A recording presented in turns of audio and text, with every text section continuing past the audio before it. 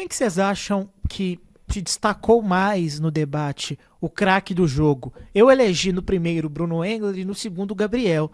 Nesse terceiro, embora eu acho que o Gabriel tenha conseguido atrair muitos holofotes para si ao fazer críticas a Fuad, Rogério, Gabriel e Tramonte, não acho que necessariamente ele tenha sido melhor, porque essa estratégia de atacar 4 adversários para ser avaliada, ela depende de uma pesquisa, um levantamento para saber como as críticas sobre outros candidatos caíram no eleitor. Mas quem que vocês acham, assim, se vocês fossem escolher? Vocês ficariam em cima do muro como eu ou escolheriam alguém? Na minha visão, Gabriel Azevedo foi o melhor ali do debate, até porque teve mais questionamentos certeiros, que a gente fala que é manchete de jornal, conseguiu puxar muitos cliques para ele, cortes para ele, que a gente sabe que numa campanha realmente são muito expressivos, e conseguiu colocar alguns candidatos ali um pouco na parede, como Rogério Correia, teve um momento também que ele colocou o Bruno Engler na parede, então eu acho que ele conseguiu ser o mais imbativo. Se isso ganha debate ou não, a gente vai ver só nas urnas.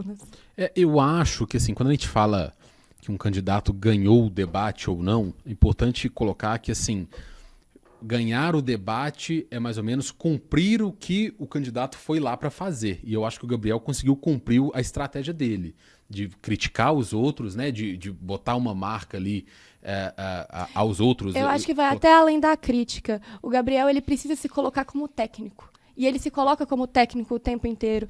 Esse é o diferencial da campanha dele. É o fato dele ser técnico. Eu acho que ele coloca algumas propostas, mas eu sinto que ele tem passado uma imagem também agressiva nisso.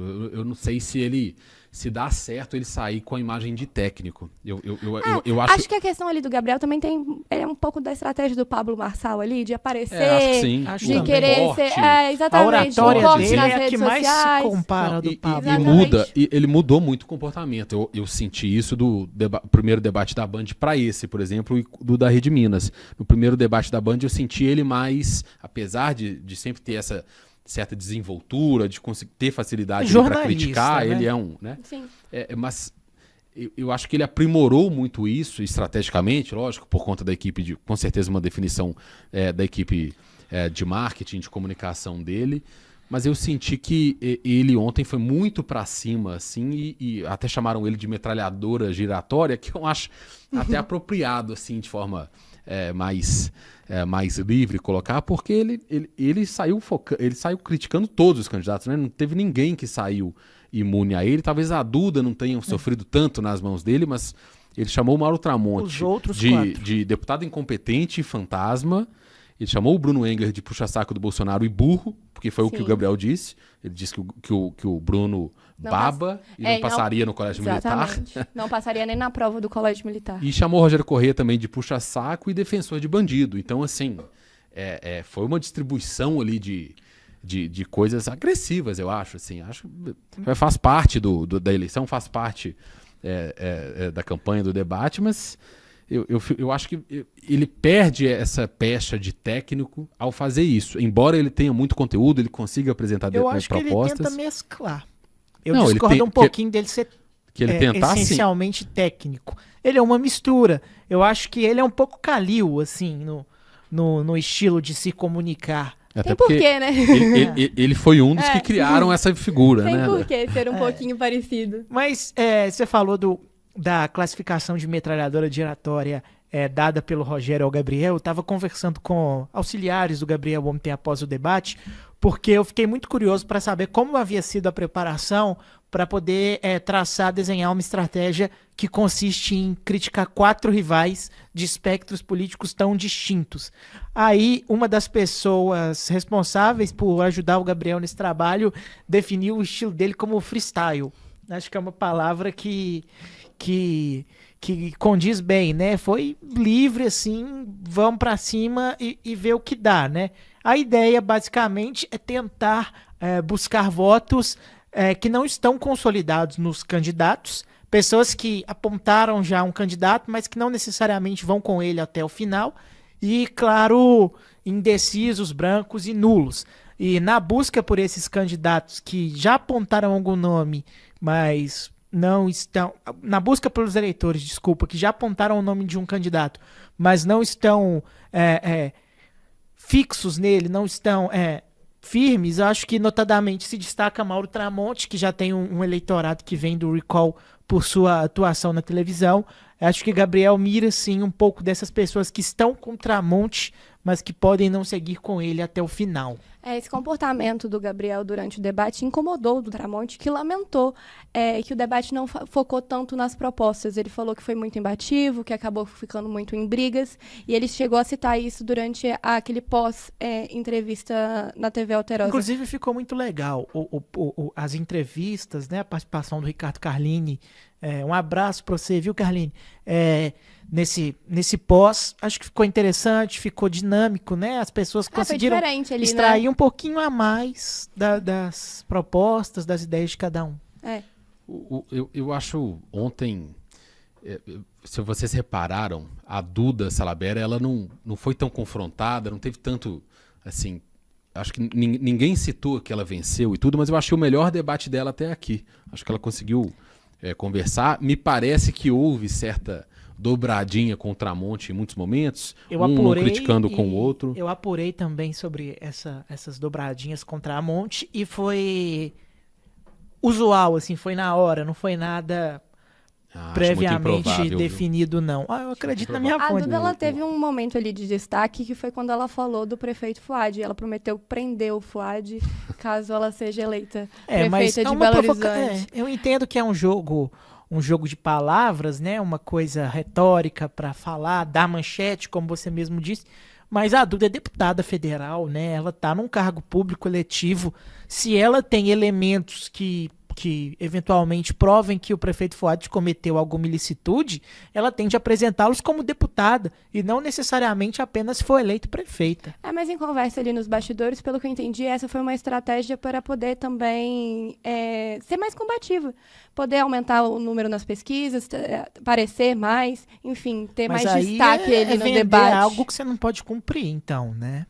É um pouco complicado. Me chamou a atenção, aí passando mais pela imagem, assim, pela essa parte de marketing pessoal, de comunicação de campanha, a imagem que a Duda quer passar ao eleitor e como ela tem se transformado. Inclusive com troca de roupas, né? Exato, isso que eu ia citar. Ontem ela estava muito feminina, né? Assim, me parece que havia menos atenção nessa parte nas outras inserções, nos outros debates, nos outros programas de TV, e ontem passou mais essa questão, assim, de ser uma mulher, né? Assim, acho que no vestuário, até na utilização de maquiagem, e isso dialoga muito. Eu trouxe esse detalhe semana passada no Fala Fator, que a campanha da Duda identificou pessoas que simpatizam com a Duda, que cogitam, que não descartam, que não rejeitam ela, mas que possuem certo bloqueio com a imagem, né? Isso aí parte da cultura transfóbica que a gente tem na sociedade e tudo, e talvez seja ali já uma remediação buscando essas pessoas, né? A pessoa ali que ainda não consegue aceitar bem ou não consegue conviver bem com a questão da transexualidade. Eu achei bem interessante. Eu acho importante pontuar que as mulheres trans, no geral, elas não precisam ser femininas. Isso é uma coisa imposta pela sociedade. Inclusive, nenhuma mulher precisa ter esse tipo de comportamento. Mas em uma campanha política, é claro que a imagem faz total sentido você fazer essa transformação. E, falando sobre a Duda em questão, ela vem trocando de roupa, a gente vê uma diferença na vestimenta dela e também na forma de se portar mesmo. Mas eu acho que, como o Ragazzi pontua, é uma estratégia e vem funcionando. E difícil, né? Só uma reflexão, assim. Eu nunca nem reparei na roupa de nenhum candidato homem, e da Duda você repara, assim, essa mudança. Poxa, provavelmente eu reparo nas roupas dos candidatos. É mesmo? É mesmo? Eu tô com Ragazzi. Eu reparo, por exemplo. Porque modo de falar, né? Mas assim, nunca foi tema de uma discussão. Por exemplo, se um candidato homem fosse sem terno, por exemplo, no debate, o que já aconteceu, por exemplo, Carlos Viana foi no primeiro debate sem terno. Mauro Tramonte está sempre sem terno. A gente não ia questioná-los porque estavam sem terno. Mas são decisões mais óbvias, né? Mais informal, mais executivo e tudo. Aí são questões mais óbvias. Mas não transforma, isso que eu tô querendo dizer, não transforma em um debate. Você não se questiona sobre isso, né? Na verdade, nem chega a pensar sobre. Exato. Hoje, é uma coisa mais direta. Rapidamente, a gente tem vivido uma transformação em termos de vestuário de políticos, né? Tá saindo pouco a pouco o terno, a gravata, o sapato social Entrando para de aquele sapatênis. sapatênis, uma calça jeans. Às vezes o paletó se mantém, mas a camisa social é substituída pelaquela camisa lisa, branca ou preta. E o fenômeno Cleitinho, da camisa de futebol, mesmo sem torcer pro time, nem nada. Mas o Cleitinho vem incomodando os senadores lá no Senado que reclamam sobre as vestimentas dele. Já não foi uma, não foi duas, não foi três. Ele Tem toda hora muito- recebe uma reclamação. Eu não vou falar que é o caso do Cleitinho, não, mas historicamente, aqui na Câmara Municipal de Belo Horizonte, um vereador específico era um vereador de família muito rica, que tinha uma receita fora da política muito grande por negócios privados e tudo, mas sempre comentava que fazia questão de ir com terno ruim e barato, trabalhar e aparecer, que era uma decisão dele. E ele falava, é uma questão de identificação do povo. Se ele te vê com um terno muito fino e tudo, o eleitor, ou a pessoa na rua acha, poxa, esse cara aí não tem É nada a ver raro o comigo. vereador estar de terno hoje em dia, até porque não é mais obrigatório, né? Na Câmara de Belo Horizonte. Não sei se é errado. mudou. Tem gente, eu mas acho que é uma questão de estilo mesmo. Mas só pra não falei que concluir- é errado, não. Falei é raro. Ah, tá, é Raro. raro, desculpa. Eu também tinha Eu entendido entendi errado. errado. É raro, Eu- é raro, não. desculpa. E aí, olha pra você ver como é que isso sempre foi trabalhado também, né? Propositalmente usar um terno, assim, barato, ruim, pra gerar essa sensação de mais... da pessoa se identificar mais, né? A pessoa mais simples, a pessoa mais pobre. Dando continuidade aqui à análise do debate Eu da senti Alterosa. falta da gente falar um pouquinho do Bruno Engler, mas acho que isso é reflexo do Você que ele sentiu foi falta do ontem, quê? né? Oi? Acho que eu senti falta da gente falar do Bruno Engler, porque eu acho que foi reflexo do que ele foi ontem, né? Assim, ficou num limbo entre as duas personas que ele adotou em cada um dos debates, né? No primeiro debate, um perfil técnico que o fez despontar como grande destaque. No segundo, já tentou falar mais do Bolsonaro, uma questão ideológica. Acho que ontem ficou muito no meio do caminho e acabou ensanduichado por Gabriel e Tramonte. Eu acho que a estratégia do Bruno de continuar ali moderado, ela continua por parte dele. Focando, tentando sair da polarização nas falas, nas perguntas, assim. Ele nunca leva a pergunta que ele vai fazer para esse lado da polarização, só que os candidatos rivais, entendendo essa estratégia do Bruno Engler, de se distanciar um pouco dessa brigaiada, Se colocar de colocar como moderado, mesmo, uma direita, um conservador mais moderado, os candidatos rivais puxam ele para dentro. Olha, você quer puxar saco do Bolsonaro, não sei o quê.